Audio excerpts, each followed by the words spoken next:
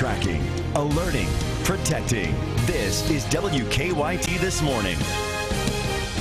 Good morning. It's finally Friday, and we welcome you into WKYT This Morning. I'm Bill Bryant. And I'm Rebecca Smith. Yes, it is finally Friday. It's here, September 18th. And now at 6 a.m., new details about why state police say several officers were forced to shoot a man last night in Rockcastle County.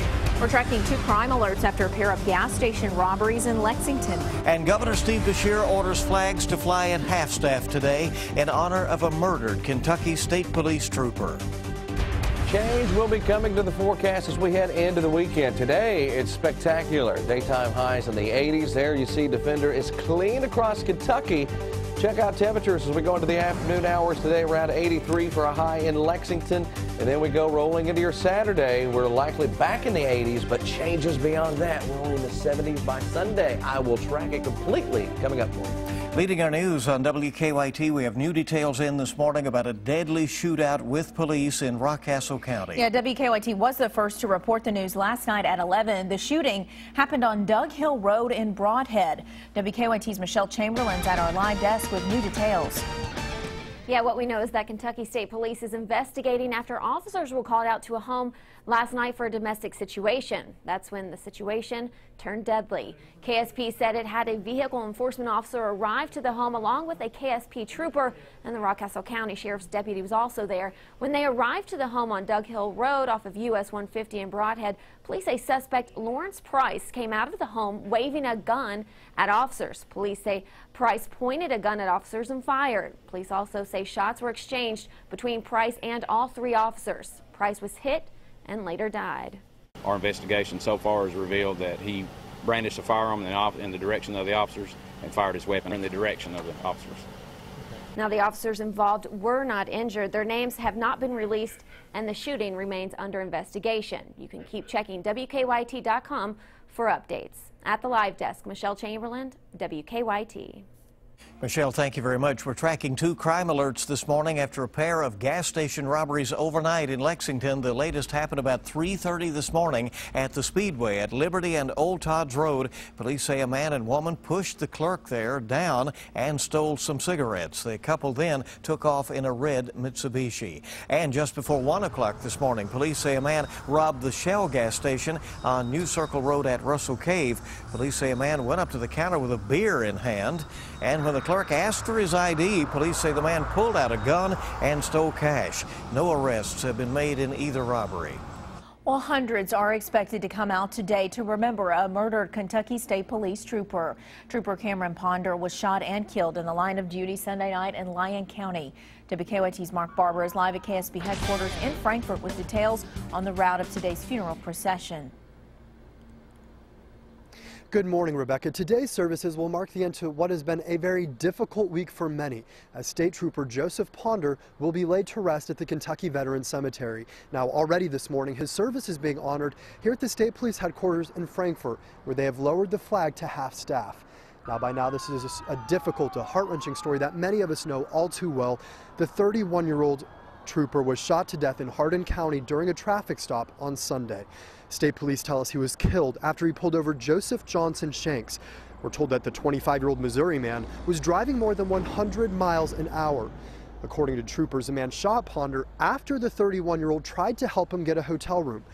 Ponder's funeral will begin at 11 this morning at Severns Valley Baptist Church in Elizabethtown. Now, it will be followed by a motorcade procession, and state police are saying that this is an opportunity for the public to get involved. They say that they want to see people come out and honor, celebrate the life of this fallen trooper, and we'll have more on how you can become a part of this coming up on WKYT News at 6:30. Live in Frankfort, Mark Barber, WKYT. Well, a man accused in a road rage case involving a Pulaski County school bus is expected to be in court today. James Long is charged with more than a dozen counts of kidnapping and 23 counts of wanton endangerment. Last week, police say Long cut off a school bus and blocked it with his car. When Long started yelling at the bus driver, the driver called police. Investigators have surveillance video from the school bus. Long is scheduled to be arraigned today. A Laurel County murder suspect is expected to make his first court appearance today. Police say Joseph Nestor killed his girlfriend, who is estranged, Amber Decker. Her home was destroyed in a fire last week. Police found her body in the woods days later. Coming up on 6:05 now on WKYT This Morning, and cleanup will begin today at a vandalized Kentucky mosque. Louisville police say someone spray painted references to terrorism and Nazism on the side of the building. The FBI is investigating this as a hate crime. Louisville's mayor is hoping the cleanup will unify the community. A Tennessee teenager has been charged for sending a text that has not been charged this morning. There are no charges in this that have led to a lockdown at the Whitley County schools. The threat came in just before school let out yesterday. As a precaution, no one was allowed in or out of any Whitley County school for 2 hours. We're told that investigators have traced the text message to a 14-year-old in Campbell County, Tennessee. Police have talked to that boy's mother. They were able to determine that there was no actual threat. The Kentucky Wildcats will put their 2-0 record on the line this weekend. Head football coach Mark Stoops spent the week getting his team ready to play Florida tomorrow. Stoops says his team has had a good week of practice. The Cats are riding a wave after upsetting South Carolina last week in Columbia. Kentucky and Florida kick off tomorrow night at 7:30 at Commonwealth Stadium. The game will be on the SEC network. It's been a long dry spell for the Wildcats against the Florida Gators, so hopefully the Cats will do it tomorrow, and we'll see. It's time to check weather, see how it will be for the game. Now, your zone-by-zone forecast with meteorologist Jim Caldwell and First Alert Defender. And we've technically been in a dry spell here recently. We haven't had any rain in a while since back last weekend. Tomorrow we likely get in on some. So that dry spell comes to an end with some showers and even a few thunderstorms. And then we get fall ushering in here officially, and it'll feel like it as well. Defender quiet all across central and eastern Kentucky here on this Friday morning. However, we are tracking a complex of showers and thunderstorms, one that looks like it continues to extend out toward the southwest. But what's going to happen is we run this high-resolution radar. This is a future animation, too, mind you. Notice what happens as it passes through Indianapolis and starts to work closer and closer to northern parts of Kentucky. It continues to fizzle out. Now, it tries to hold on to at least a few showers out there this afternoon and into the evening hours, but that's really about it. Now, that's, again, the high-resolution stuff that is taken every hour. It takes a little snapshot of the atmosphere to see exactly what's happening to give us the most up-to-date runs of data. The changes that I'm talking about for the weekend come with the actual front itself, the one that will be in position behind those showers we're tracking on Defender across Indiana. This will come smacking into the area. Out ahead of it, a nice southerly wind. That's going to pump in a little more moisture to the air to give that front something to interact with, to give us a chance for showers and thunderstorms, and also some very warm air. Behind it, a northerly wind and some cooler conditions come rolling our way. By 9 o'clock on Saturday night, you'll start to feel it. And then as we advance on into your Sunday, the cool stuff really takes shape. So essentially, we get scattered showers and storms along the frontal boundary. Gusty winds also associated with the passing of that front, and much cooler air in here for your Sunday, as we're likely only in the low 70s for daytime highs. So a big change coming your way. We can track those numbers exactly with our hour-by-hour run. We go through your Saturday. We'll start off decent, upper 60s perhaps by 8 o'clock in the morning, even some low mid 80s, trying our best to show up. But then that cooler air comes into play. 11 o'clock, you see those 60s. Early on Sunday morning, how about some 50s? And then into the daytime hours on Sunday, we're only in the low 70s. So there comes your change. Now we go into the 7-day forecast, which takes us, by the way, into fall.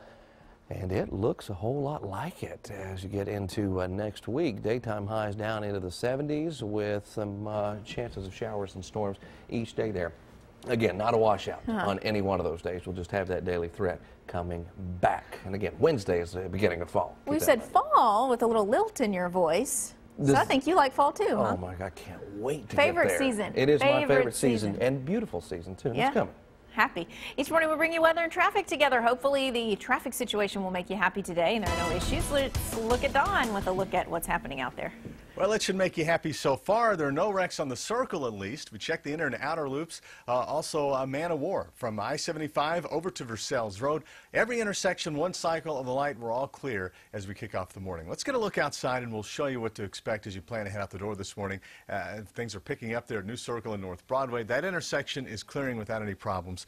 On our Waze map, just a couple of stalled cars, but no wrecks in the way. We'll just hope that stays that way throughout the morning. Inbound Nicholasville Road, coming in from Jessamine County a lot better shape than it was yesterday. Harrodsburg Road's a straight shot through that crossover, and even Versailles Road looks good. So we'll keep you up to date throughout the morning. Now back to you in the studio. All right, and you can join Officer Don and Deanne on 98.1 The Bull when you get in your car this morning, and they'll have a good time on the way in. Always do. Huh? We hope your day is as bright as the sunshine we're expecting later on today. WKYT this morning on the air. The time is 6:10. How the fight over Planned Parenthood could lead to another government shutdown. And can you guess which state is the happiest in the union? Well, it's not Kentucky. We'll tell you where the Commonwealth does rank, though, in a brand new study coming up.